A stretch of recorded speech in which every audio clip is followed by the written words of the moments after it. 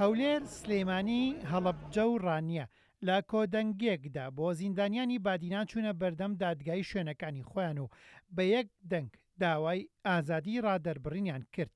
داوای ئازادیان بۆ دەستگیرکراوانی بادینان کرد لە شاری هەولێر کە سوکاری زیندانیانی بادینان و لە بەردەم دادگای سلێمانیش چالاکوان و ڕۆژنامەنووسان و ڕۆشنبیران بە یەک دەنگ ئەوان ڕاگەیان کە نابێت لە سەرداواکردنی مافی خەڵک، مامۆستا و ڕۆژنامەنووس بە تۆمەتی جۆرا و جۆری ناڕەوا دادگایی بکرێن. دەبێ کەسی ئەم چاڵکوانانە یەکلایی بکرێتەوە. ئەگەر سەرۆکی هەرێمی کوردستان بەڕاستی لە خەمی خەڵکی هەرێمی کوردستاندا با بفەرمووی لە دادگا ئامادە. زیندانیانی بادینان ئەو کەسانن کە بەهۆی بەرگری لە ماف و خەمی گشتی لە زینداندان، هەر بۆیە ناکرێت بە تەنها بەجێیان بهێڵین.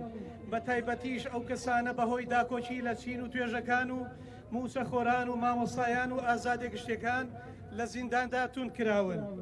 بە چاوی خۆمان تەواوی ئەو بەڵگانەمان بینیوە کە داواکاری گشتی و ئەنجومەنی ئاسایش پێشکەشی دادگای تاوانەکانی هەولێریان کردووە بۆ سەلماندنی تۆمەتەکان.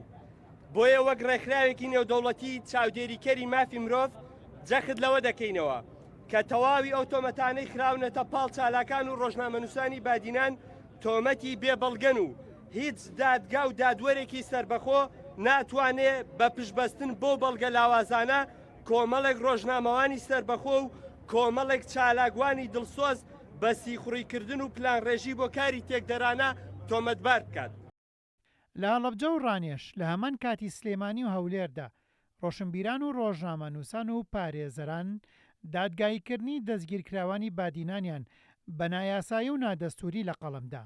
دەتوانین بڵین سزادان نەک دادگاییکردن پرۆسی سزادانی گیراوانی بادینان پرۆسەیەکی تەواو نایاسایی و نادەستوریە، چونکە لە هەموو یاساکانی کە گەڕین یان دەستور سەری هەموو یاساکانە کە لە مادە 15 لێ هەموو کەسێک ئازادی ژیان و ئەمنیەتی هەیە ئیلا مەگەرەوە ئازادی بە یاسایە کۆتوبەند کرابێت.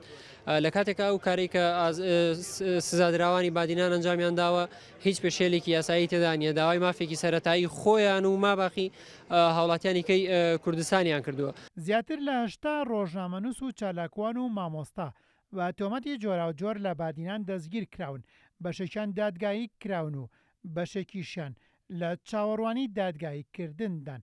ئەمەش بۆتە هۆی دروستبوونی شەپۆلێکی ناڕەزایەتی و داوای ئازادکردنی ئەو زیندانیانە دەکەن کە بە پێشێلکردنی ئازادی ڕادەربڕین لە هەرێمی کوردستاندا لە قەڵەمی دەدەن. هێمن قادر، کوردسات نیوز.